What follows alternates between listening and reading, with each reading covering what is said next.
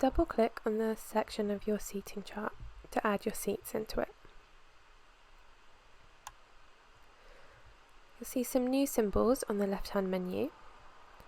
Click the Seat Drawer to draw either a line or a section of seats. Click and drop to add your seats.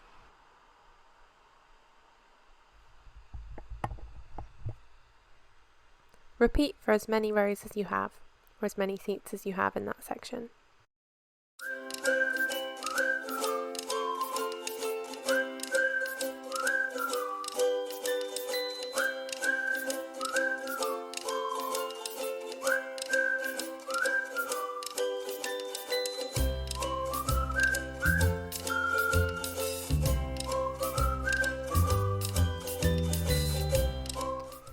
When you've added all of your seats, exit the section to return to your seating chart.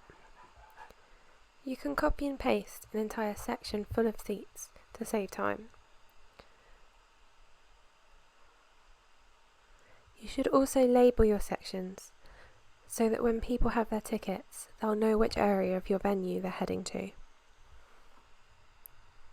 Once you've added seats and labelled all of your sections, you're ready to categorise and label the individual seats themselves.